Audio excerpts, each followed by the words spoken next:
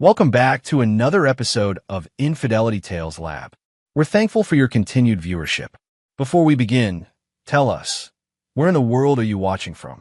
We love knowing our global reach. Now, let's dive into today's story. Chapter 1, Pillars of Sand.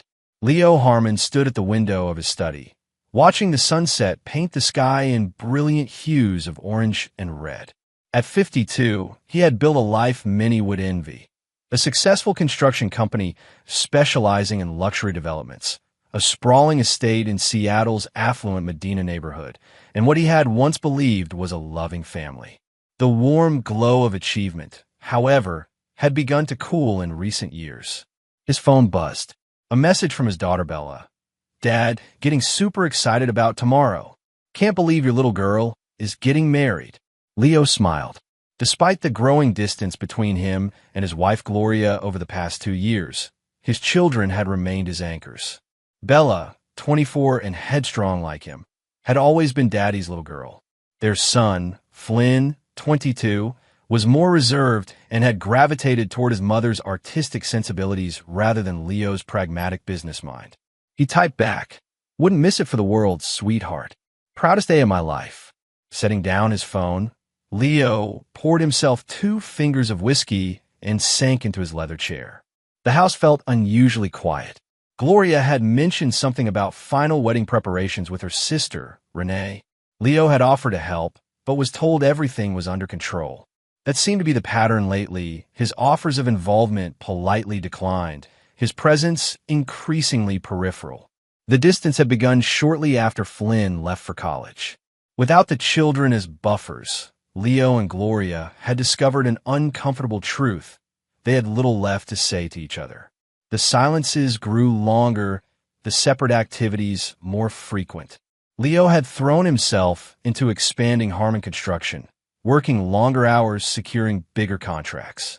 Gloria had rekindled her passion for interior design, collaborating with an old friend from art school, Adam Kendall. Leo took a long sip of whiskey, the liquid warming his throat. Adam. Something about the man unsettled him, but he couldn't quite place it. They'd met at several dinner parties Gloria had insisted on hosting over the past year. Adam was divorced, charismatic, and seemed to make Gloria laugh in ways Leo hadn't managed in years. But Leo wasn't the jealous type, or so he told himself. His computer pinged with a notification.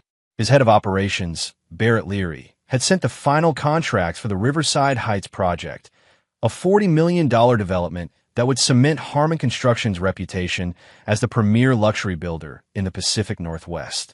Barrett had been with Leo since the beginning, 25 years ago, when they were just 2 ambitious young men with tool belts and dreams. Now they employed over 200 people. Barrett was more than a colleague. He was family in ways that sometimes felt more reliable than blood. Leo's phone rang again. It was his mother, Wanda. "Leo, darling." Her voice crackled through the speaker. "Just checking you remembered to pick up your suit from the tailor's.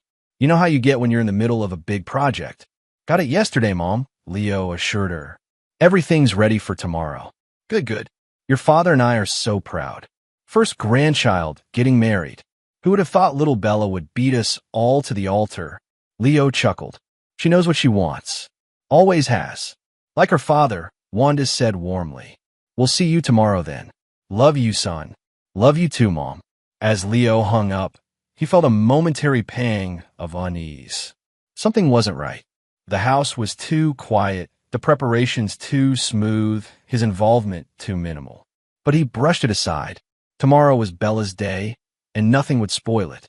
He didn't notice the calendar notification on his computer, moved from its original date to a week earlier.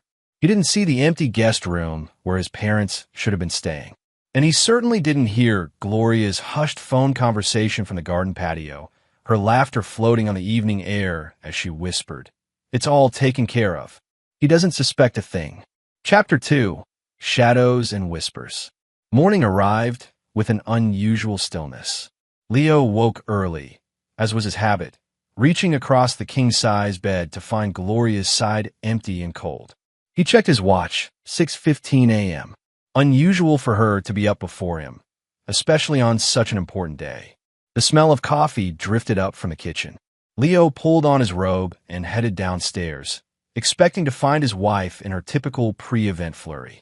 Instead, the kitchen was empty, the coffee pot set on automatic timer. A note sat on the marble island. Had to check on flowers. See you at the venue. Gee. Leo frowned. The ceremony wasn't until 4 p.m., and Gloria had assured him the florist had everything under control.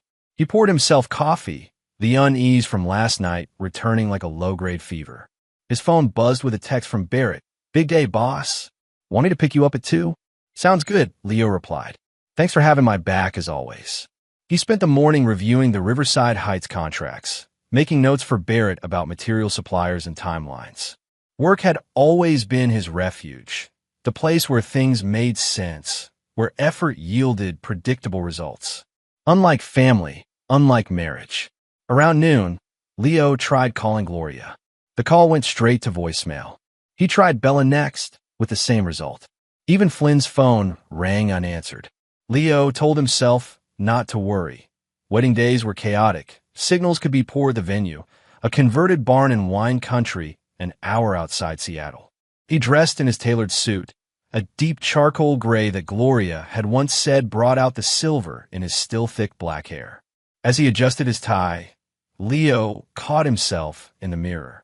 The lines around his eyes had deepened in recent years, but he remained fit and imposing at 6'2". His grandfather had been Italian, giving him an olive complexion that didn't betray his age as quickly as some of his peers. The doorbell rang at precisely 2 p.m.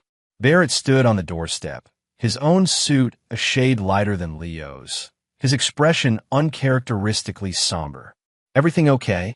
Leo asked, immediately sensing something amiss. Barrett hesitated. Let's talk in the car. Once inside Barrett's Mercedes, the tension became palpable. Barrett gripped the steering wheel without starting the engine. What's going on? Leo demanded. Barrett took a deep breath. I wasn't going to say anything. Thought it wasn't my place. But you've been more than a boss to me, Leo. You're my brother in everything but blood. Just spit it out, Leo said, his voice tightening.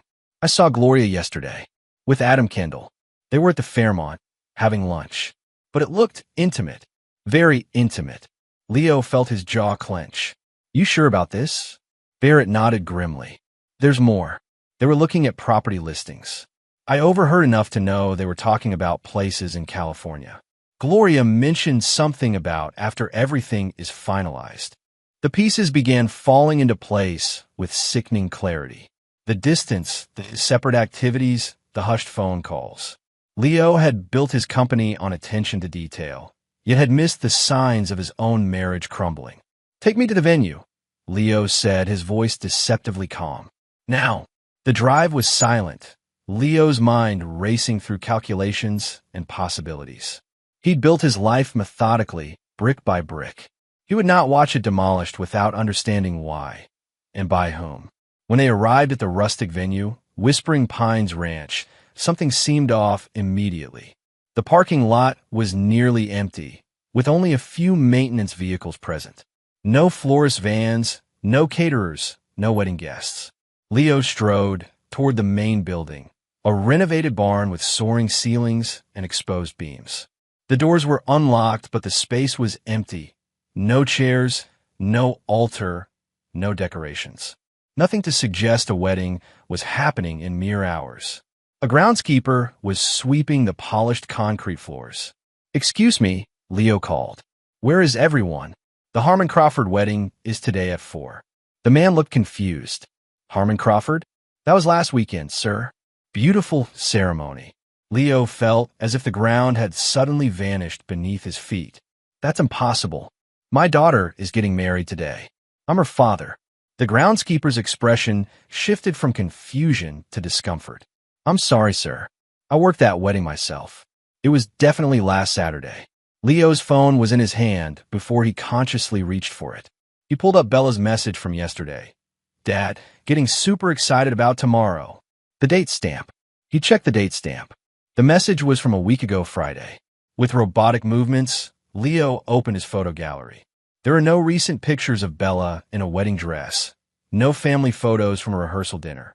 His finger hovered over his Instagram app, which he rarely used except to post major family events. Barrett placed a steady hand on his shoulder. Leo, maybe we should. But Leo was already opening the app, already searching for Bella's profile, already scrolling through the flood of images posted 6 days ago. His daughter in a white dress, radiant and beautiful. Gloria in mother of the bride blue, tearing up. Flynn giving a toast, glass raised.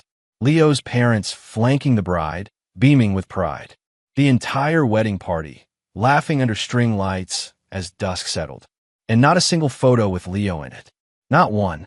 His phone rang, startling him out of his stunned trance. Gloria's name flashed on the screen. "Where are you?" he answered, his voice unnaturally controlled. "Leo, darling," Gloria sounded surprised. "I'm at home. Where are you?" "I'm at Whispering Pines. For our daughter's wedding." A long pause. Then, "Oh, Leo, you need to come home. We need to talk. About the wedding I wasn't invited to, or about you and Adam house hunting in California." Another silence. "Come home, Leo. Please." As Barrett drove him back to Medina, Leo sat in perfect stillness, like a statue hewn from ice. His mind, normally filled with plans and calculations, had gone terrifyingly quiet. One thought emerged from the silence, crystalline in its clarity. Someone would pay for this. Everyone would pay for this. He just needed time to ensure they paid in full. Chapter 3. Ashes in the Mouth. Leo entered his home with the careful precision of a man crossing a minefield. The grand foyer, with its sweeping staircase and crystal chandelier, suddenly seemed like a movie set, beautiful but hollow, lacking substance beneath the polished surface. Gloria waited in the living room, perched on the edge of the cream-colored sofa they'd purchased on their 15th anniversary. Next to her sat Flynn, looking uncomfortable in pressed chinos and a blue button-down. Across from them, in matching armchairs, were Leo's parents, Walter and Wanda Harmon, their expressions a mixture of guilt and apprehension. No sign of Bella. Or Adam Kendall. "Where's our daughter?" Leo asked, his voice level. Gloria's eyes were red-rimmed, but Leo couldn't tell if it was from tears or lack of sleep. "She and Curtis left for their honeymoon in Bali yesterday. 10 days.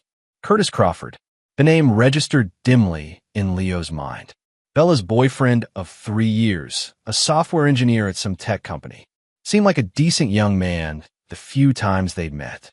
Now he was Leo's son-in-law, and Leo hadn't even been present to shake his hand at the altar. "Sit down, son," Walter said, gesturing to the empty space beside Gloria. Leo remained standing. "I think I'll stay on my feet for this particular family meeting." Gloria twisted her wedding ring, a 3-carat diamond set in platinum that Leo had upgraded on their 20th anniversary. "We need to explain." "Yes," Leo agreed coldly. "You do." Flynn cleared his throat. "Dad, this isn't easy for any of us." "Quiet," Leo cut him off. "You haven't earned the right to speak yet." Wanda winced. "Leo, please. We're still family." "Are we?" Leo looked around at the faces he'd loved and trusted. Because family doesn't erase someone from a milestone like their daughter's wedding. Family doesn't lie and manipulate. So please enlighten me. What exactly are we? Gloria stood, smoothing invisible wrinkles from her linen pants. The wedding date was moved up because Curtis got a major promotion that requires relocation to Singapore. It was very sudden. We tried to reach you, but you were in Portland for that big contract signing. You weren't answering calls. Leo laughed, a harsh sound devoid of humor. I was in Portland for exactly 6 hours. The rest of the time, I was right here, working from home, completely reachable. Try again. Flynn looked at his shoes. Walter studied his hands. Wanda dabbed at her eyes with a tissue. The truth, Gloria, Leo demanded. For once. Gloria's composure cracked slightly.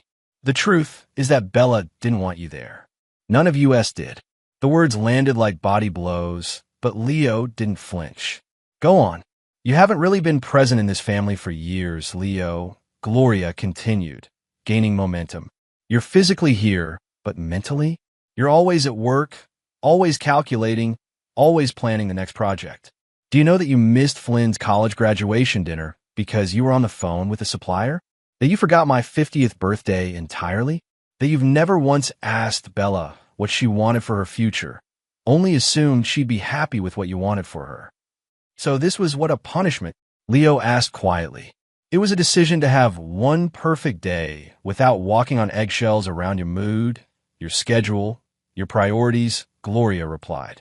One day where we could just be happy without wondering if you'd actually be mentally present or just checking your phone every 5 minutes. Leo turned to Flynn. And you agree with this? Flynn finally looked up, a mixture of defiance and shame in his eyes. You don't even know what I'm studying in my master's program, Dad. You still think I'm doing business administration. I switched to art history a year ago. And you too. Leo addressed his parents. What's your excuse? Walter sighed heavily. We love you, son, but we've watched you become someone we don't recognize. Someone cold. Someone who measures everything in dollars and cents, even relationships. So you all conspired to teach me a lesson, Leo concluded. It wasn't like that, Wanda protested. No. Leo arched an eyebrow. Then why the elaborate deception? The fake text messages? The calendar manipulation? Why not just tell me to my face that I wasn't wanted at my own daughter's wedding? Silence fell over the room. Outside, through the floor-to-ceiling windows, the Seattle skyline sparkled in the distance. The Space Needle illuminated against the darkening sky. There's one more thing, Gloria said finally. I want a divorce. Leo nodded, as if he'd been expecting this. Of course you do. And I'm guessing Adam Kendall has been very supportive during this difficult decision. Gloria flushed. Adam has nothing to do with this. Please don't insult what little remains of our relationship by lying about the obvious, Leo said wearily. Barrett saw you house hunting in California with him. It's not what you think, Gloria began. It never is, Leo cut her off. Here's what's going to happen now. I'm going to go upstairs, pack some essentials, and check into a hotel. You have 2 weeks to find somewhere else to live. The divorce attorneys can sort out the rest. This is my home too, Gloria protested. The deed is in my name alone, Leo reminded her. As is your car, your credit cards, and the vacation property in Maui. I suggest you use the 2 weeks wisely. Flynn stood up. Dad, you can't just. I can and I will, Leo stated with finality. You all made a choice. Now you get to live with the consequences. As Leo turned to leave, Walter called after him. Son, we can work this out. As a family. Leo paused at the threshold. We're not a family anymore. We're just people who used to know each other. Upstairs in the master bedroom, Leo methodically packed a suitcase with enough clothes for a week. His movements were precise, his breathing controlled. Only when he entered Bella's old room, now a guest room that still held traces of her childhood. Gymnastics trophies, framed photos of father and daughter fishing trips, a stuffed bear he'd won for her at a carnival when she was 7. Did his composure slip? He picked up a photo from her nightstand. It showed Leo teaching a 10-year-old Bella how to use a power drill, both wearing matching safety goggles, both laughing. He slipped the picture into his suitcase. By the time Leo descended the stairs, the living room was empty. He could hear muffled voices from the kitchen. His family, already moving on with their lives, already adapting to his absence. It had been so easy for them to erase him once.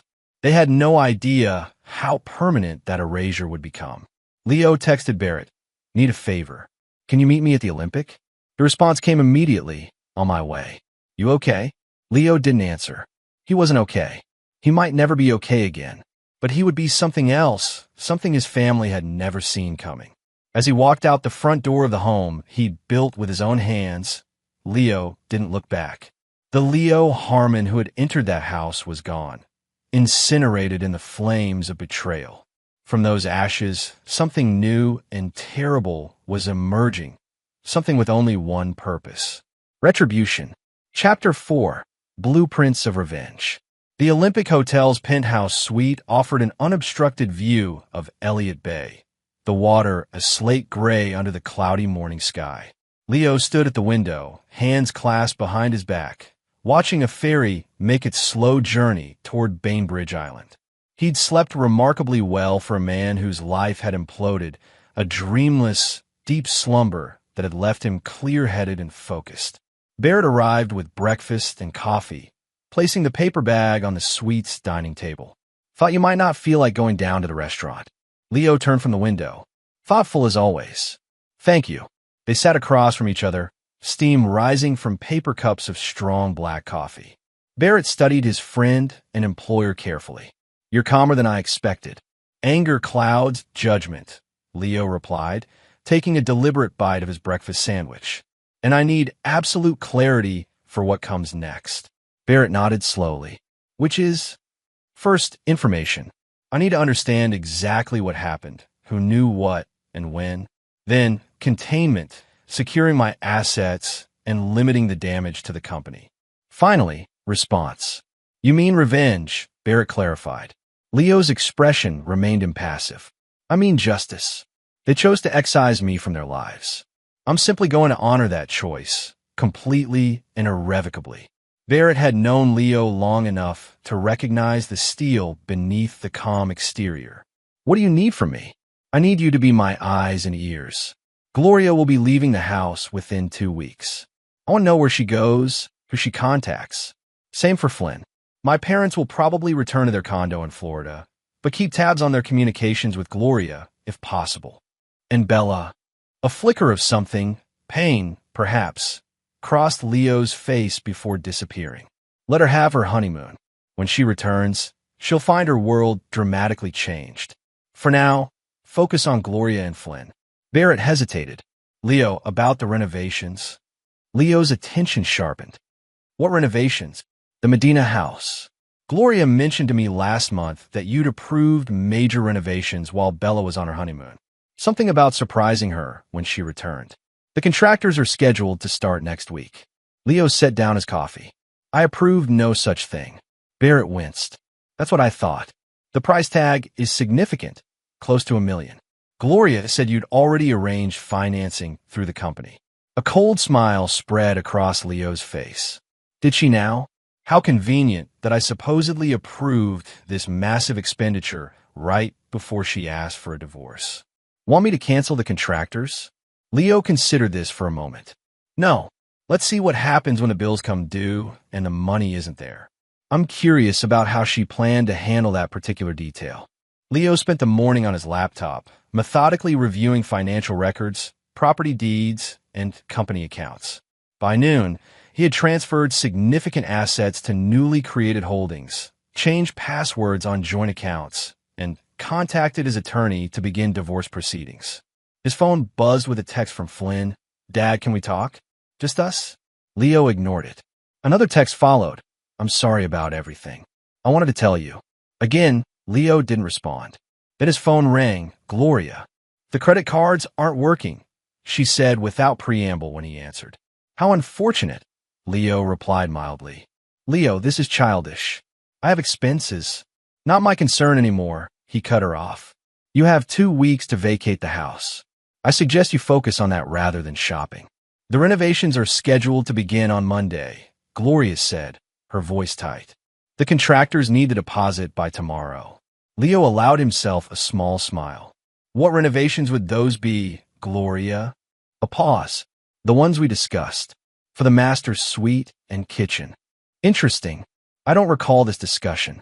Leo, this isn't funny. It's a signed contract. Then I suggest you find a way to pay for it, Leo replied.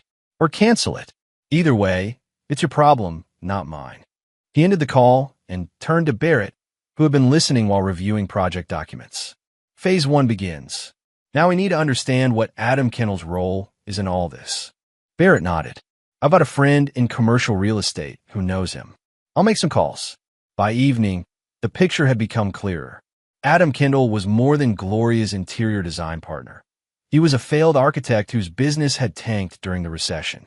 He'd reinvented himself as a designer to the wealthy, using his connections and charm to rebuild his finances. He specialized in helping wealthy women reimagine their spaces, which often coincided with them reimagining their marriages. He's done this before, Barrett reported, showing Leo an online article about a messy divorce involving one of Adam's previous clients. Gets close to unhappy wives, encourages them to invest in massive renovations. Then when the husband balks, he's there to offer sympathy and support. 3 of his last 5 clients ended up divorced within a year of their home transformation projects. Leo processed this information. And the renovations? What happens to those? Usually abandoned halfway through when the financing falls apart. In one case, he actually bought the property at a distressed price after the divorce was finalized. So he's a predator, Leo concluded. And Gloria is his willing prey. Barrett hesitated. There's one more thing. According to my real estate contact, Adam recently listed his Seattle condo. He's moving to Santa Barbara, where he and Gloria were looking at properties. Leo nodded thoughtfully. So that's the plan. Divorce me. Use the settlement to start fresh in California with Adam. Seems likely, Barrett agreed. Leo stood and walked back to the window. The bay was dark now, the lights of West Seattle twinkling in the distance. Where's Flynn staying? With a friend in Capitol Hill. Artist type named Diego. And my parents? Moved their flight back to Florida to tomorrow morning. Leo nodded. Good. Now I need you to do something that might make you uncomfortable. Barrett raised an eyebrow. More uncomfortable than spying on your family? I need you to approach Gloria. Tell her you're concerned about my mental state. That I've been making erratic business decisions. That you're worried about the company. Why would I do that? Leo turned, his expression calculating. Because she'll believe you're trying to protect your own interests. She knows your life is tied to Harmon Construction. She'll think you're looking for an ally to help control the situation. Barrett understood immediately. You want me to be your Trojan horse. Precisely. Find out what she and Adam are really planning. See how deep this betrayal goes. Barrett looked troubled. And then what? Leo's expression hardened. Then I take everything from them. Not just money or property, everything that matters. The way they took what mattered from me. As night fell over Seattle, Leo Harmon stood alone in the penthouse, his reflection ghostly in the darkened window. The hurt had calcified into something hard and cold, a diamond formed under the extreme pressure of betrayal. He would use that diamond to cut through the lies, to sever the bonds that had once tethered him to people who had proven themselves unworthy. He thought of his daughter's wedding, taking place without him. He thought of his son's silent complicity. He thought of his parents' betrayal. And most of all, he thought of Gloria and Adam, planning their new life together while orchestrating his exclusion. They had expected him to rage, to lash out immediately. They didn't understand that his true talent had always been building, constructing something solid, something enduring, something inescapable. His revenge would be no different. Chapter 5. Foundations of Wrath. The renovation crew arrived at the Medina house exactly as scheduled on Monday morning. Gloria greeted them with coffee and pastries, her charm offensive in full swing despite the anxiety gnawing at her insides. The credit cards remained frozen. Her calls to Leo went unanswered, and the contractors expected their deposit today. My husband's handling the payment, she assured the foreman, a burly man named Dwayne. Just a bit of a mix-up with the accounts. Should be sorted by this afternoon. Dwayne nodded skeptically. We can start the demo work today, but we'll need that deposit before we order any materials, Mrs. Harmon. Of course, Gloria said brightly. And please, call me Gloria. As the crew began setting up dust barriers in the kitchen, Gloria retreated to the sunroom and called Adam. They're here, she said quietly. But there's no money. Adam's voice was reassuringly smooth. Don't panic. This is just Leo flexing his muscles. He'll calm down and release the funds. You don't know him like I do, Gloria replied. When Leo decides something, it's carved in stone. Everyone has their price, Adam countered. Or their weakness. We just need to find his. His weakness was Bella, and we've already used that card, Gloria said bitterly. Now he'll never forgive any of us. He doesn't need to forgive. He just needs to pay. After hanging up, Gloria paced the sunroom. Her reflection multiplied in the glass walls that overlooked the manicured garden. Everything had seemed so clear a week ago. The wedding would proceed without Leo. She would ask for the divorce. The renovation would begin, and by the time the dust settled, she'd have a generous settlement and a fresh start with Adam in California. But she had underestimated Leo's capacity for calculated response. He hadn't yelled or threatened or begged. He had simply disappeared taking with him access to the financial resources she'd counted on. A text message notification broke her reverie. Barrett Leary, can we meet? Concern about Leo and the company. Gloria read the message twice. Barrett had always been Leo's right hand, his most trusted lieutenant. If he was reaching out, the situation must be dire indeed. Cafe Louisa, 2 p.m.? She replied. See you there, came the immediate response. While Gloria navigated her crumbling plans, Leo was ensconced in a temporary office Barrett had arranged in a nondescript building in Georgetown, an industrial district south of downtown. The space was utilitarian but functional, with basic furniture and excellent security. Leo had spent the morning conferring with his attorney, Russell Keene, a razor-sharp divorce lawyer known for representing high-net-worth clients. The good news, Russell said, reviewing documents spread across the conference table, is that Washington is a community property state with some significant exceptions. Your business was established before the marriage and has been maintained as a separate entity. The Medina house, however, would typically be considered community property despite being in your name. Leo nodded. And the renovation contract? Russell frowned. If you can prove you didn't authorize it, she's liable for the debt. But it could get messy. Messy is acceptable. Losing is not. There's something else we need to discuss, Russell said, his expression grave. Your daughter's trust fund. Leo stiffened. When Bella was born, he had established a trust fund in her name, adding to it consistently over the years. It now contained nearly $2 million, with Leo as the trustee until Bella turned 30. What about it? There was an attempt to access it last month. The request was denied because it lacked your signature, but someone submitted paperwork to transfer trusteeship to Gloria. Leo's face darkened. Who submitted the paperwork? Russell consulted his notes. The request came from Walter Harmon, with Gloria as co-signatory. My father, Leo said flatly. My own father tried to remove me as trustee of my daughter's fund. The request included a statement suggesting you were making questionable financial decisions and that the trust needed protection. Leo's laugh was devoid of mirth. How convenient. And when exactly was this filed? 3 weeks ago, shortly before the wedding date change. The pieces were falling into place. This wasn't just about a wedding or a divorce. This was a coordinated effort to isolate him, remove him from both his family and his money. The question was why, and how far they were willing to go. Lock everything down, Leo instructed. Every account, every asset, every property. Nothing moves without my direct authorization. And Russell, find out who else was involved in this attempt. I want names. After Russell departed, Leo turned his attention to the Riverside Heights project, the major development that had been consuming his attention before his world imploded. The contract was signed, the financing secured, but actual construction hadn't begun. An idea began to form, a way to use the project as both shield and sword. His phone buzzed with a text from Barrett. Meeting Gloria at 2. Any specific questions you want answered? Leo thought carefully before responding.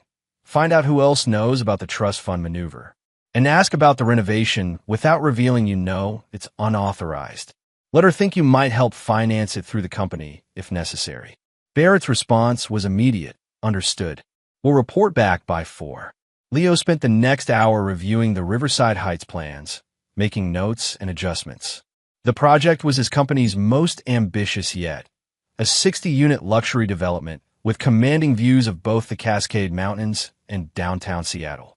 If executed properly, it would elevate Harmon Construction to the top tier of development firms on the West Coast.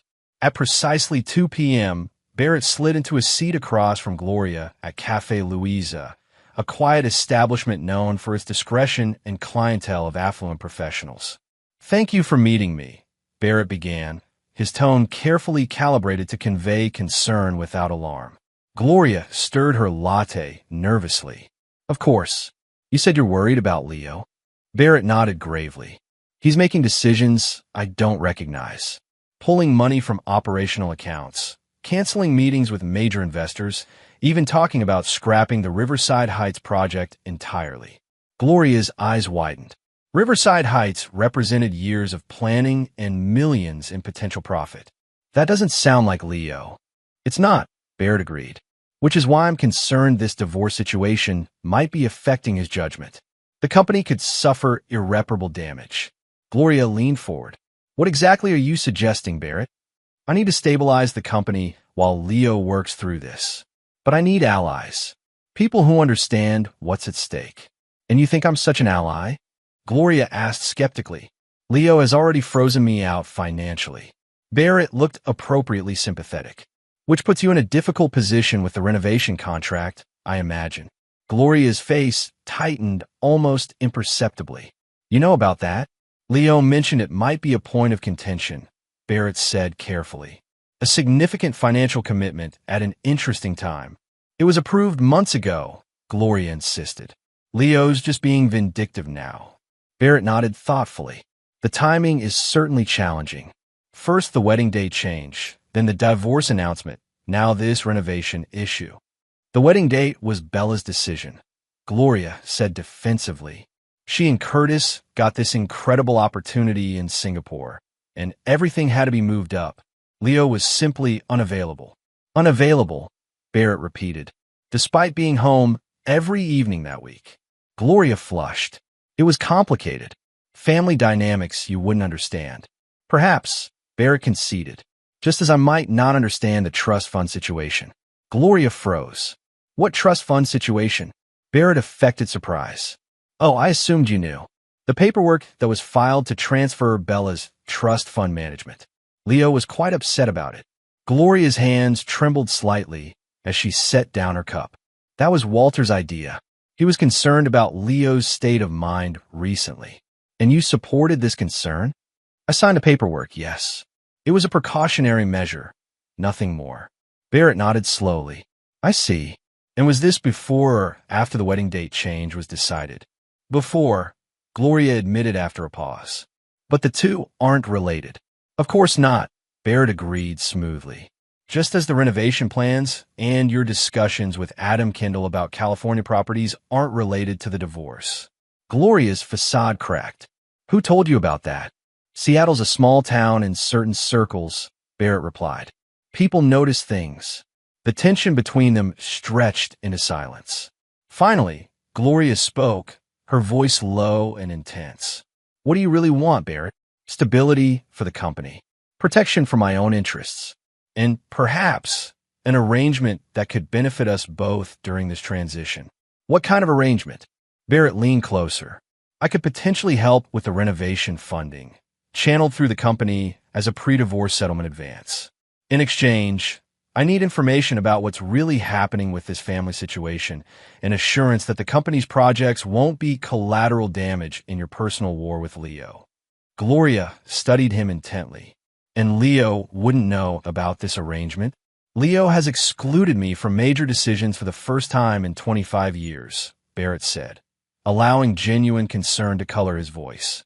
I'm looking out for myself now, just as you are. The calculation was visible in Gloria's eyes, weighing trust against necessity, suspicion against desperation. Finally, she nodded. I need $250,000 by Friday for the first phase of renovations. If you can arrange that, we have a deal. I'll see what I can do, Barrett promised. But I'll need something from you first. A complete picture of what's really going on, including who else is involved in this restructuring of Leo's life. By the time their meeting concluded, Barrett had extracted far more than Gloria realized she had given. Names, dates, plans, and most importantly, the truth behind the wedding deception and trust fund maneuver. The picture it painted was darker than even Leo had suspected. When Barrett returned to the Georgetown office that afternoon, Leo was still working on the Riverside Heights plans, his focus intense and unwavering. You were right, Barrett announced without preamble. It goes deeper than we thought. Leo looked up, his eyes cold. Tell me, Adam Kendall isn't just Gloria's lover. He's been systematically targeting your family for over a year. The house renovations, the California move, even the wedding date change, all part of a coordinated plan. To what end? Barrett sat heavily. Money primarily. Adam's deeply in debt, gambling problems, failed investments. He's been working an angle with Gloria for months, convincing her that you're emotionally detached financially controlling, even potentially unstable. And my father's involvement with the trust fund? Adam convinced Gloria to approach your parents with concerns about your mental state, suggested that your workaholic tendencies might be symptoms of a deeper problem. Walter was reluctant initially, but Wanda pushed him to act for Bella's protection. Leo absorbed this information without visible reaction. And Flynn, manipulated but less involved. Adam cultivated him separately, positioning himself as the understanding father figure who appreciated Flynn's artistic ambitions, unlike his rigid, disapproving real father. "And my daughter?" Leo asked, his voice finally betraying a hint of emotion. "Was she manipulated too? Or did she choose to exclude me from her wedding of her own free will?" Barrett hesitated. "That's less clear. According to Gloria, Bella was genuinely upset about you missing several pre-wedding events due to work." Adam and Gloria apparently enhanced this narrative, suggesting that you might take over the wedding with your opinions and money if given the chance. Leo nodded slowly, processing this betrayal within betrayal. "So Adam orchestrated my removal from my own family to position himself for financial gain through Gloria." "It appears so," Barrett confirmed. "And he nearly succeeded. If the wedding and divorce had gone as planned, if the renovations had proceeded, if the trust fund transfer had been approved, you would have been neatly excised from your family's life while they accessed your money through various channels." Leo's expression hardened into something Barrett had never seen before, a cold, implacable determination that seemed to transform his features. "They chose to make me a ghost," Leo said quietly. "Now I'll show them what a ghost can do." Chapter 6. Laying the Snare. As Seattle's autumn rain lashed against the windows of his Georgetown office, Leo meticulously assembled the pieces of his counterstrike. 3 days had passed since Barrett's meeting with Gloria, 3 days of careful planning and strategic maneuvers that had gone entirely unnoticed by his targets. "The timing needs to be perfect," Leo explained to Barrett, who sat across the desk reviewing a complex flowchart of actions and contingencies. "Each element depends on the others being in place. If we move too quickly or too slowly, the entire structure fails." Barrett nodded, studying the diagram. "It's like one of your buildings. Every beam, every support, precisely calculated. Except this structure is designed to collapse," Leo replied coldly. "But only after everyone is inside." The plan Leo had devised was elegant in its conception, but brutal in its consequences. It began with a seemingly benevolent gesture, the release of funds for the home renovation. "You're going to pay for the renovations, after all?" Barrett asked, surprised. Leo's smile was thin. "In a manner of speaking, the funds will come from Harmon Construction as a company investment in a showcase property. Gloria will believe you arranged it as promised. Adam will believe his plan is back on track. The contractors will get their deposit and begin work. And the catch. The funds are structured as a business loan to Gloria personally, secured by her portion of the community property. Every dollar spent increases her debt to the company. My company, not to me personally. A subtle but critical distinction in divorce proceedings." Barrett whistled softly. "She'll be building herself into a financial hole without realizing it." "Precisely. And while that's happening, I'll be meeting with Curtis's father." Barrett raised an eyebrow. "Bella's new father-in-law? Why?" "Malcolm Crawford owns Cascade Technologies. They're bidding on the commercial space component of Riverside Heights. I'm going to offer him an exclusive deal, at terms so favorable he can't possibly refuse." Understanding dawned on Barrett's face. "You're creating a business alliance with your daughter's new family." "Family supports family," Leo said with a hint of bitterness. "Let's see how the Crawfords respond when they realize that their son's in-laws have effectively erased his wife's father from the most important day of her life." The next phase of Leo's plan involved Flynn. Through carefully planted information, Leo arranged for his son to learn that his art school tuition payments, which Leo had always handled directly, were suddenly at risk due to financial restructuring following the separation. "But you're not actually going to cut off his education, are you?" Barrett asked. "Of course not," Leo replied. "The tuition will be paid, as always. But Flynn will spend at least a week believing his future is in jeopardy. He'll panic, try to reach me, receive no response. He'll turn to Gloria, who will have no answers. He'll stew in the consequences of his choices. For Walter and Wanda Harmon, Leo had reserved a special form of retribution. Through Russell, his attorney, he initiated an audit of the family business that had been passed down to Leo years ago, but still provided his parents with a comfortable retirement income. They'll receive formal notice of the audit tomorrow, Leo explained. Every transaction, every distribution, every decision they've made in their capacity as minority stakeholders will be scrutinized. They'll believe it's routine until the auditors begin asking very specific questions about certain decisions made around the time of the wedding and trust fund incident. Barrett looked concerned. You going to financially ruin your own parents? Leo's expression remained impassive. I'm going to remind them that actions have consequences. The audit will find nothing actionable. I've made sure of that. But they'll live with the fear and uncertainty for months. Just as I now live with the knowledge that my own parents conspired to excise me from my daughter's wedding and my granddaughter's trust fund. The most devastating component of Leo's plan, however, was reserved for Adam Kendall. Through a series of shell companies, Leo had begun systematically purchasing Adam's outstanding debts, gambling markers from casinos, personal loans, credit card balances. Where debts couldn't be purchased, new lines of credit were extended through seemingly unrelated entities. By the end of the month, Leo explained, I will effectively own every dollar of Adam Kendall's considerable debt. He won't know it, of course. The collection agencies will continue to operate as normal for now. And later, Barrett asked, later, when everything else is in place, all debts will come due simultaneously. No extensions, no negotiations, no mercy. The final piece of Leo's design targeted Gloria directly.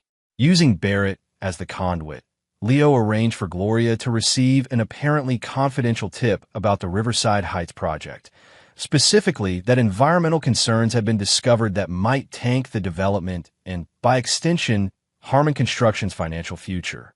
She'll believe the company is on the verge of collapse, Leo predicted. She'll accelerate her divorce proceedings, trying to secure a settlement before the supposed environmental issues become public knowledge. Which plays right into your hands, Barrett concluded. Directly into the trap, Leo confirmed. Because her attorney will insist on a full valuation of Harmon Construction as part of the divorce. A valuation that will reveal the company is not only solvent, but poised for unprecedented growth due to the Riverside Heights project and the Crawford partnership. Barrett sat back, absorbing the scope of Leo's revenge. What about Bella? You haven't mentioned how she figures into this. Leo's expression softened almost imperceptibly. Bella will return from her honeymoon to find her family in disarray. Her mother facing financial ruin, her brother's education in apparent jeopardy, her grandparents under investigation, and her father, the man she chose to exclude from the most important day of her life, emerging as the wrong party who nevertheless controls everyone's fate. You think she'll understand why you've done this?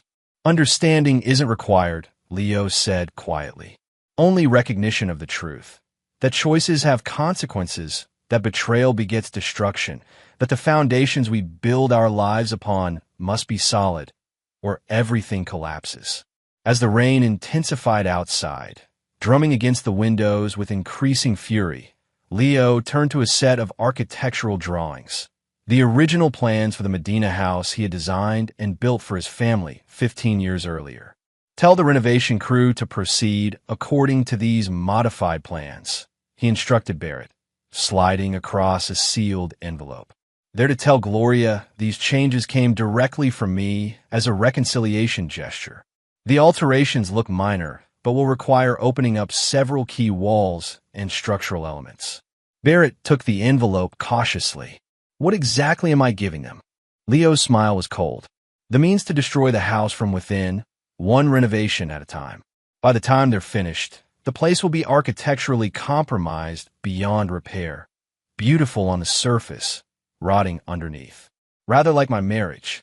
Barrett studied his friend and employer with growing concern. Leo, this is comprehensive. Are you sure this is what you want? Once this is set in motion. It already is in motion, Leo interrupted. It was set in motion the moment they decided I was expendable. I'm simply ensuring that the structure of consequences is built to my specifications, not theirs. Outside, lightning flashed across the Seattle skyline, briefly illuminating Leo's face in stark relief. A man transformed by betrayal. His features hardened into something unrecognizable from the father and husband he had once been. The architect of vengeance was ready to break ground. Chapter 7. The First Tremors. 1 month after Leo's disappearance from his family's life, the first tremors of his carefully engineered revenge began to register. Like a sequence of controlled demolition charges, each detonation was precisely timed and targeted for maximum effect. Flynn Harmon was the first to feel the ground shift beneath his feet. On a rainy Tuesday morning, he received an email from the registrar's office at his art school. Final notice. Payment required for continued enrollment. According to the message, his tuition for the current semester remained unpaid, with a deadline of Friday for resolution before administrative withdrawal would be processed. Panic bloomed in Flynn's chest. His father had always handled the tuition payments directly, an arrangement Flynn had both resented for its implication of dependency and appreciated for its convenience. Now, with his parents separated and his father seemingly vanished from their lives, the financial reality of his situation struck with brutal force. Flynn immediately called Gloria, who was supervising the ongoing renovations at the Medina house. "Mom, did you know Dad stopped paying my tuition?" he demanded without preamble. Gloria stepped away from the construction noise into the relative quiet of the backyard patio. "What? No, that can't be right. He wouldn't do that." "Well, he did," Flynn snapped. "I just had a final notice.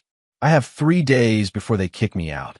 Gloria closed her eyes, feeling the weight of yet another crisis.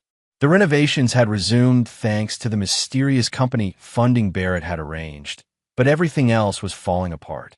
The credit cards remained frozen, the divorce proceedings had turned ugly, and now this. "How much is needed?" she asked wearily. $22,000, Flynn replied. "For this semester alone." The sum hung between them like an accusation. Gloria had less than $5,000 in her personal account. All that remained of the cash advances she'd taken before Leo froze the credit cards. "I'll figure something out," she promised hollowly. "Have you tried calling your father?" Flynn's laugh was bitter. "Every day for the past month. He doesn't answer, doesn't return messages. It's like he's dead to us. Or we're dead to him," Gloria murmured. After hanging up, Gloria tried calling Leo herself, reaching his voicemail as expected. Then she called Adam, who had become increasingly distant as the financial complications mounted. "Adam, we have another problem," she began when he answered. His sigh was audible. "What now?" "Leo stopped paying Flynn's tuition. $22,000 due by Friday, or he's out of school." "That's unfortunate," Adam replied carefully, "but not entirely unexpected, given the circumstances." "What's that supposed to mean?"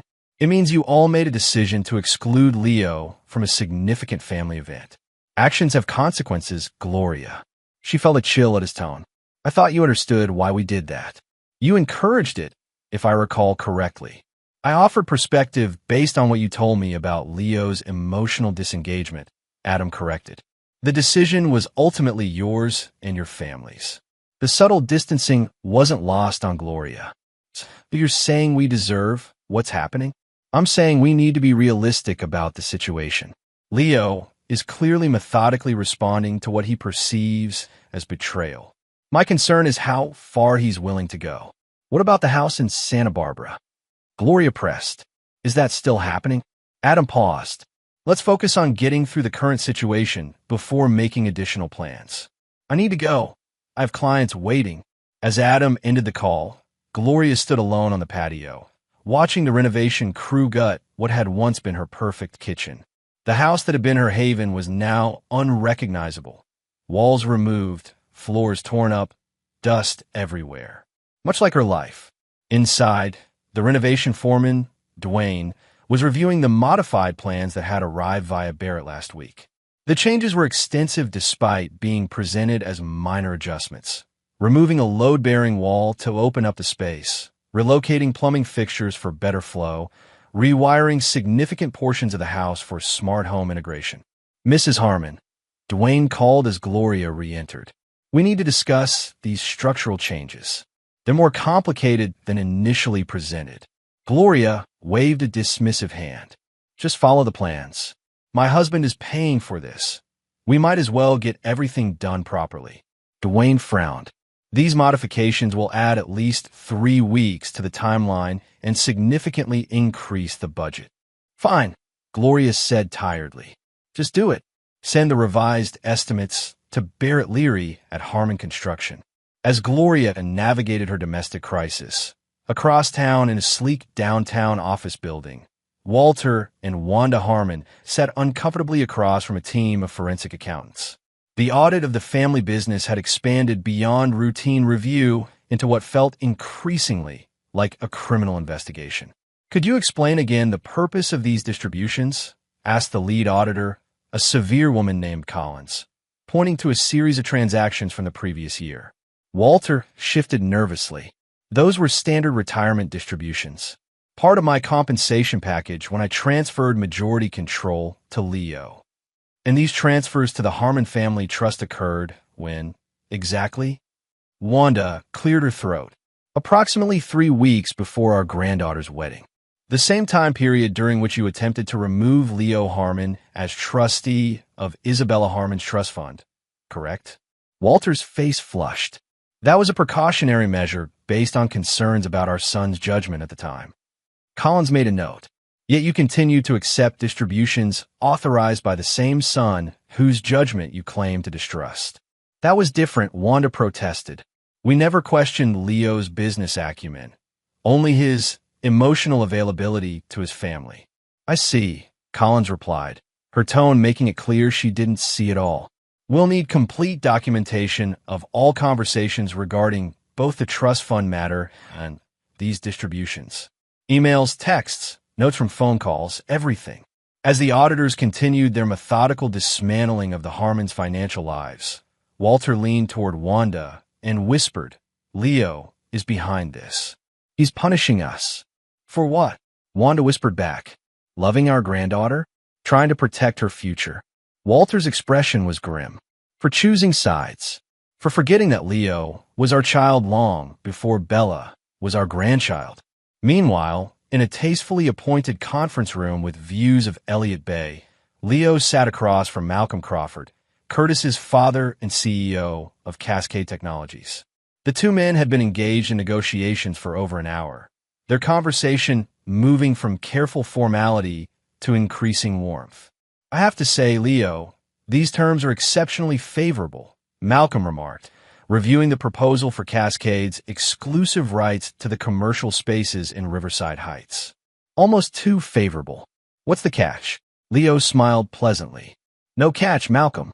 I believe in building relationships, not just buildings. Our children have united our families.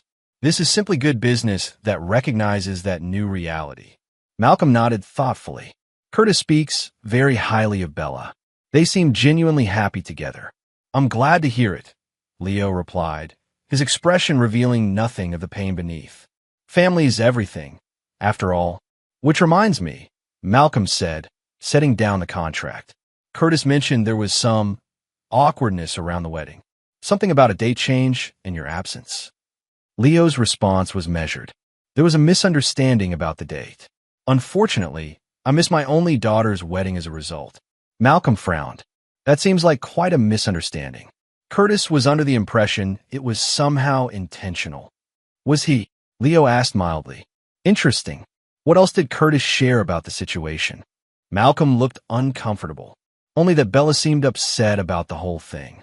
That she felt torn between her mother's wishes and her desire to have her father present. Leo leaned forward slightly. Her mother's wishes? Not her own. I got the impression it was complicated, Malcolm admitted. Family dynamics often are. Indeed, Leo agreed.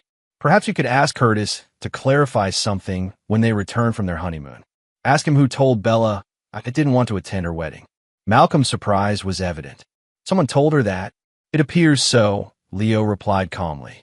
Just as someone arranged for my daughter's wedding date to be changed without my knowledge, for my invitation to be lost, and for my entire family to participate in an elaborate deception that resulted in me standing alone at an empty venue on what I believed was my daughter's wedding day. Malcolm paled. My God, Leo, I had no idea. Few do, Leo acknowledged. Now, shall we sign these contracts and cement a more honest relationship between our families? As Malcolm signed the agreements with a slightly shaky hand, Leo allowed himself a moment of satisfaction. The Crawford connection was now secured, a bridge to Bella that neither Gloria nor Adam could sever. By sunset, the first day of Leo's orchestrated revenge had unfolded precisely as planned. Flynn was panicking about his education. Gloria was struggling with mounting renovation costs and Adam's waning support. Walter and Wanda were facing financial scrutiny that threatened their comfortable retirement. And Bella, still blissfully honeymooning in Bali, remained unaware of the earthquake that awaited her return. Leo stood at the window of his Georgetown office, watching the city lights emerge against the darkening sky. Barrett entered silently, placing a folder on the desk behind him. It's done, Barrett reported. The debt consolidation for Kindle is complete. We now control over $900,000 of his outstanding obligations. Leo nodded without turning. And the timing? As instructed, all collection proceedings will initiate simultaneously, 48 hours after Bella and Curtis return from their honeymoon. Good, Leo said softly.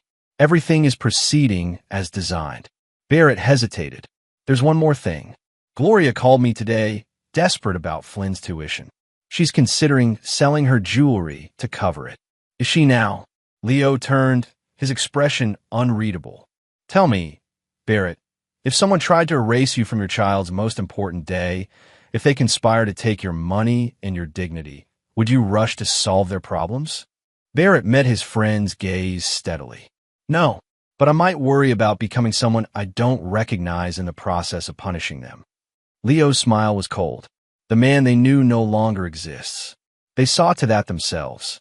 As night fell over Seattle, the architect of vengeance reviewed his blueprints one final time, ensuring every support was in place, every foundation properly laid for the collapse to come. The demolition had begun. Chapter 8. The Collapse. Bella Harmon Crawford stepped off the elevator into the lobby of the Olympic Hotel, her new husband Curtis trailing behind with their luggage. After 12 days in Bali, she was jet-lagged but happy, her honeymoon having been everything she dreamed. Romantic beaches, luxurious accommodations, and the giddy realization that she was finally married to the man she loved. Should we grab lunch before heading to your mom's? Curtis asked as they crossed the marble lobby. Bella checked her phone, which was finally reconnected to cellular service after nearly 2 weeks off the grid. Let me just see if there are any messages first. The deluge that greeted her was overwhelming. 17 missed calls from Flynn, 23 text messages from her mother, 8 voicemails from her grandmother Wanda, even 3 messages from Curtis's father, Malcolm, which was unusual enough to be concerning. Something's wrong, Bella murmured, scrolling through the texts with growing alarm. Everyone's freaking out about Dad. Curtis frowned. Your dad? I thought he was keeping his distance after, the wedding situation. Bella felt the familiar twist of guilt in her stomach. The decision to proceed with the wedding without her father had been the hardest of her life. Her mother and grandmother had insisted it was necessary given the Singapore Opportunities timeline, had assured her that her father would understand eventually. Adam had reinforced the idea, suggesting that Leo would likely make the day about himself anyway. But standing at the altar without her father had left a hollow feeling that even Curtis's love couldn't quite fill. It's more than just distance, Bella said, reading rapidly through the messages. Something major has happened. Mom says she's about to lose the house, Flynn might get kicked out of school, and Grandma and Grandpa are being investigated for fraud. She looked up at Curtis in confusion. What the hell happened while we were gone? Before Curtis could respond, his own phone rang. He glanced at the screen. It's my dad. Maybe he knows something. The conversation was brief but illuminating. When Curtis hung up, his expression was troubled. My dad wants us to come to his office right away.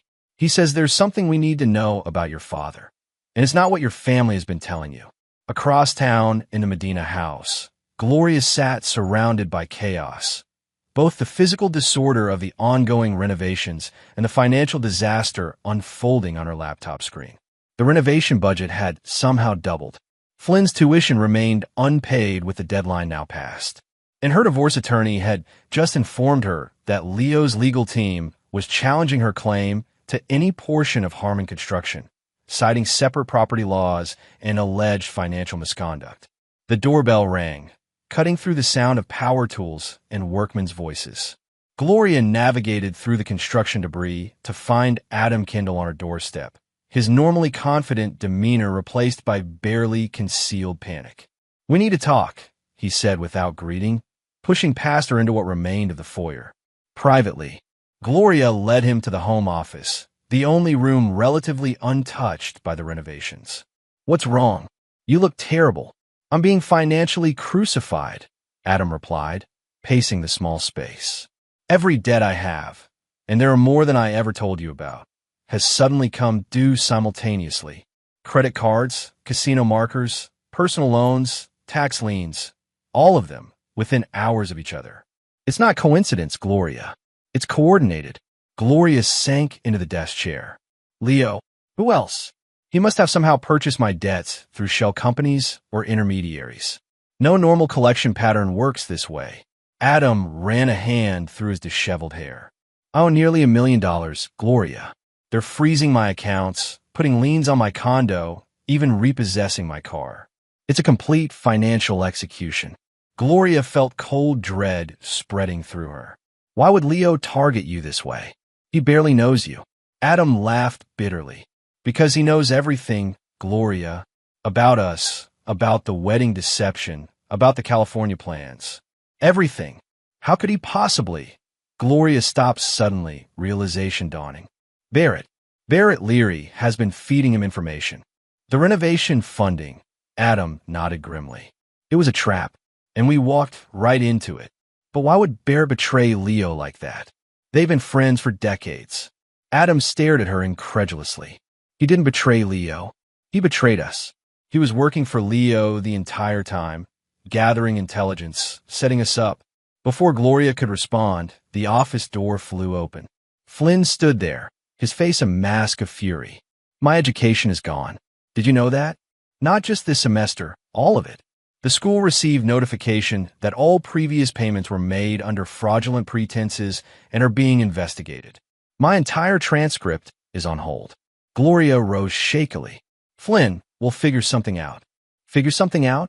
Flynn's voice rose. "Like you figured out how to exclude Dad from Bella's wedding? Or how you figured Grandma and Grandpa needed to take over Bella's trust fund? How's all that figuring working out for everyone?" Adam stepped forward. "This isn't helping, Flynn. We need to present a united front." "We?" Flynn rounded on him. "There is no we here, Adam. You're just a guy who helped my mother blow up our family for your own benefit.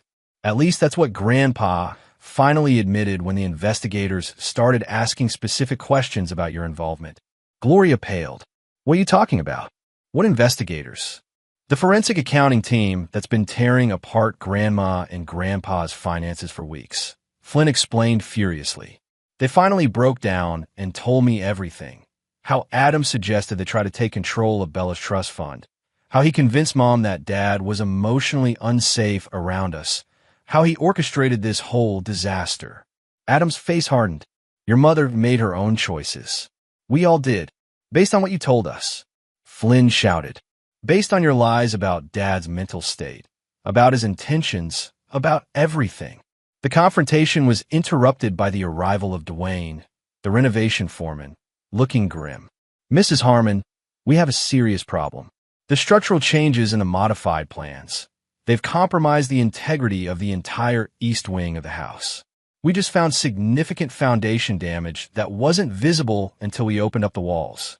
Gloria stared at him. "What are you saying?"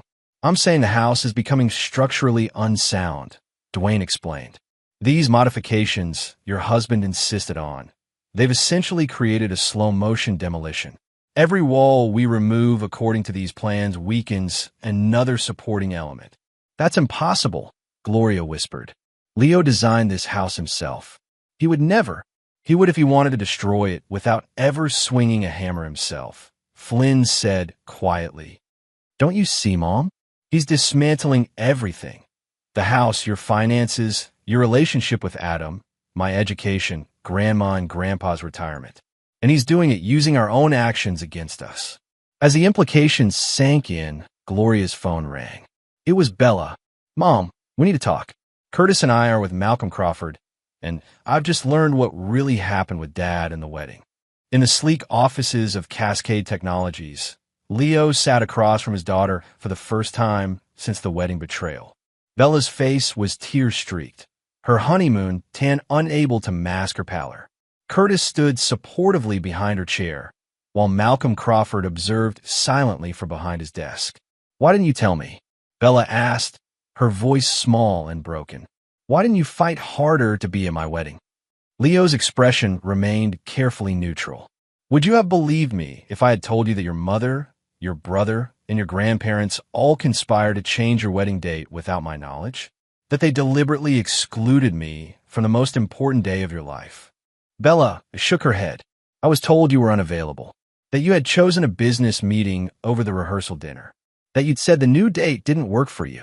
All lies, Leo said simply.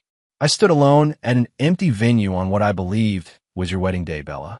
I was never given the choice to attend. But why would they do this? Bella asked, fresh tears spilling. Why would Mom and everyone else go to such lengths? I believe that's a question you should ask them, Leo replied, along with questions about your trust fund, which your grandparents attempted to remove from my control 3 weeks before your wedding. Bella looked stunned. My trust fund? Why would they?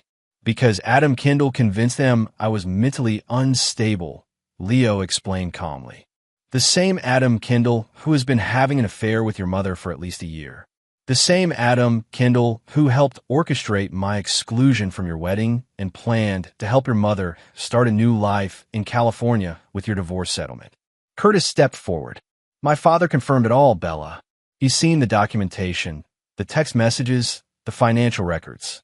Everything your father is saying is true. Bella covered her face with her hands. This can't be happening. I'm afraid it is, Leo said, his tone softening slightly. And there's more. Your mother's renovation project? It's designed to systematically destroy the structural integrity of the house. Flynn's education? His transcript is currently frozen because the tuition payments are under investigation. Your grandparents' retirement income? Being scrutinized by forensic accountants as we speak. Bella looked up, horror dawning on her face. You're destroying them. All of them. Leo met her gaze steadily. They chose to erase me from your wedding day, from your life.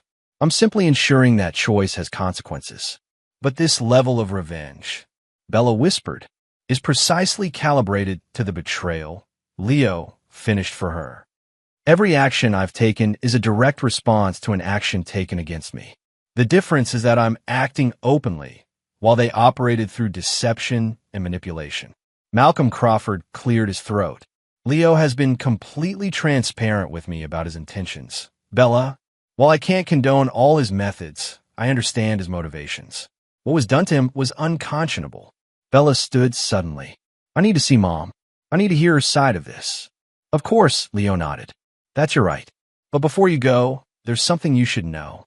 Despite everything, your trust fund remains intact and under my protection. Unlike the others, you were manipulated rather than manipulative. You're as much a victim of their scheme as I was. Bella paused at the door. Does that mean you forgive me? Leo's expression remained impassive. Forgiveness isn't relevant anymore, Bella. Only truth matters now. And the truth is that choices have consequences for everyone. As Bella and Curtis departed, Malcolm turned to Leo. Was that necessary? She's devastated. The truth often is devastating, Leo replied. But it's preferable to comfortable lies. And now, Malcolm asked, where does your revenge end? Leo stood, straightening his jacket. It ends when justice is complete. When everyone involved has paid the full price for their betrayal. Even if that means destroying your own family? Leo smiled coldly. My family was destroyed the moment they decided I was expendable.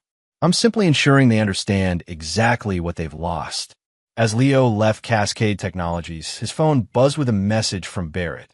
Gloria just tried to secure an emergency loan against the house. Request denied due to structural concerns raised by her own renovation contractor. She's panicking. Leo sent a single reply. Proceed to final phase. The architect of vengeance had reached the culmination of his design. The supports were compromised, the foundation undermined. All that remained was to remove the final beam and watch the entire structure collapse under its own corrupt weight. Chapter 9. Ashes and Iron. The Medina house stood silent in the gray morning light, its elegant exterior belying the chaos within. Yellow caution tape cordoned off the east wing, where structural engineers had confirmed what Dwayne the foreman had discovered. The renovations had fatally compromised the home's integrity. Remediation would cost more than the original construction.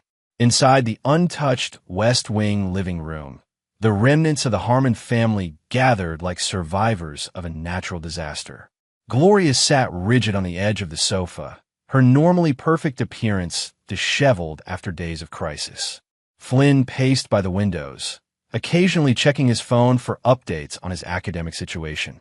Walter and Wanda Harmon occupied matching armchairs, looking older than their years, the stress of the financial investigation evident in their posture and expressions.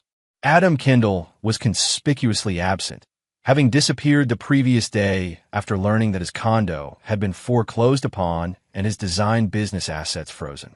Bella stood by the fireplace, Curtis's supportive presence beside her. The honeymoon tan had faded from her face, replaced by the pallor of shock and disillusionment. "He'll be here soon," Bella said to no one in particular. "He agreed to meet with all of us together." Gloria laughed humorlessly. "To what end? So he can gloat over his perfect revenge? So he can watch us grovel and beg? So we can face the truth," Bella replied firmly. "All of us, together. No more lies, no more manipulation." The doorbell rang, its familiar chime now seeming like an alarm. Flynn moved to answer it, returning moments later with Leo and Barrett. Leo surveyed the assembled family with the detached interest of a scientist observing specimens. Barrett remained by the door, a silent sentinel. "Thank you for coming, Dad," Bella said into the strained silence. Leo nodded once. "You asked. I came. A courtesy some members of this family might consider adopting." Walter cleared his throat. "Son, we understand you're angry." "Angry doesn't begin to encompass what I am," Leo interrupted calmly. "Anger is a hot, immediate emotion. What I feel is something far colder and more enduring." "We made a mistake," Wanda said, her voice quavering. "A terrible mistake. We should never have gone along with excluding you from Bella's wedding." "A mistake," Leo repeated. "Is that what we're calling coordinated betrayal these days? A simple error in judgment." Gloria stood. "What do you want from us, Leo? You've destroyed everything already. The house is falling apart. Flynn's education is in jeopardy. Your parents are facing financial ruin. Adam has fled. What more do you want?" "Justice," Leo replied simply, "which is why I've asked Barrett to distribute these." He nodded to his colleague, who began handing out sealed envelopes to each person in the room. "What are these?" Flynn asked suspiciously. "Open them and see." With varying degrees of trepidation, each member of the family opened their envelope. Inside each was a single document, different for each recipient, but all bearing the Harmon Construction letterhead and Leo's signature. Flynn was the first to understand what he held. "This is a tuition guarantee for the completion of my degree. Full funding, no conditions." Wanda gasped as she read her document. "The audit is terminated, with no findings of wrongdoing." Walter studied his paper with disbelief. "Our retirement distributions are secured for life, regardless of future company performance." Gloria's hands trembled as she held her document. "The house renovations will be completely remediated at no cost to me, and I receive ownership of the summer cabin in Oregon as part of the divorce settlement." Bella looked up from her paper, tears in her eyes. "My trust fund remains intact, and you've established a separate fund for any children Curtis and I might have. Leo observed their reactions with clinical detachment. Each of you receives exactly what you need most: financial security, education, housing, future protection. Everything you feared losing when my revenge began. Gloria looked confused. I don't understand. After everything we did, you're just giving us what we need. On the contrary, Leo replied coldly, I'm giving you exactly what you deserve. Financial security without emotional connection. Material comfort without family bonds. Money without love or trust. The realization dawned on each face gradually. The true nature of Leo's ultimate revenge. You're removing yourself from our lives, Bella whispered. Permanently. Leo nodded. You all made the decision that I was unnecessary for family milestones, that my presence was expendable, my participation optional. I'm simply making that arrangement permanent and comprehensive. But these documents, Walter began, are legally binding and irrevocable, Leo confirmed. Your material needs will be met for the rest of your lives. But there is one condition detailed on the final page of each agreement. Flynn turned to the last page of his document and read aloud. In exchange for the financial security provided herein, the recipient agrees to no further contact, communication, or attempted reconciliation with Leo Harmon, effective immediately and in perpetuity. Silence fell over the room as the full implications became clear. You can't be serious, Gloria finally said. You're buying our absence from your life? I'm formalizing the arrangement you all initiated. Leo corrected her. You decided I wasn't necessary as a father, husband, or son. I'm simply making it official and ensuring you understand exactly what you're losing in exchange for financial comfort. Wanda began to cry softly. Leo, please. We made a terrible mistake, but this is too harsh. Is it? Leo countered. Was it not harsh to exclude me from my only daughter's wedding? Was it not harsh to attempt to take control of her trust fund behind my back? Was it not harsh to lie to my face for weeks while planning to start a new life with another man? He looked around the room. You all chose material comfort and emotional convenience over loyalty and honesty. Now you get to live with that choice permanently. Barrett stepped forward, placing a sleek fountain pen on the coffee table. Each of you needs to sign your document today. The benefits begin immediately upon signature. Flynn looked stricken. And if we refuse, then you receive nothing, Leo said simply. No tuition, no house repairs, no retirement security, no trust fund. You chose to gamble with our family bonds. These are the stakes. Curtis, who had remained silent until now, spoke up. Sir, I understand your pain. But Bella wasn't the architect of this deception. She was misled like you were. Leo turned to his son-in-law. Yet she made her choice based on that misinformation. We all live with the consequences of our choices, Curtis, even when those choices are made with incomplete information. Bella stepped toward her father, tears streaming down her face. Dad, please. I know we hurt you terribly. I will regret excluding you from my wedding for the rest of my life. But this, cutting yourself off from all of us forever, this isn't justice. It's self-punishment too. For the first time, a flicker of emotion crossed Leo's face. Perhaps, but it's the only path forward I can see. Gloria approached her husband, soon-to-be ex-husband, with a dignity she had struggled to maintain throughout the crisis. You never were one for half measures, Leo. You built our life together brick by brick, and now you're dismantling it with the same thoroughness. She picked up the pen. I'll sign, not because I want your money, but because I recognize this is the consequence of my betrayal. One by one, each family member signed their document. Flynn, with angry, slashing strokes. Walter and Wanda, with shaking hands and tears. Bella last, her signature barely legible through her grief. Barrett collected the signed papers, placing them in his briefcase. I'll have copies sent to each of you for your records.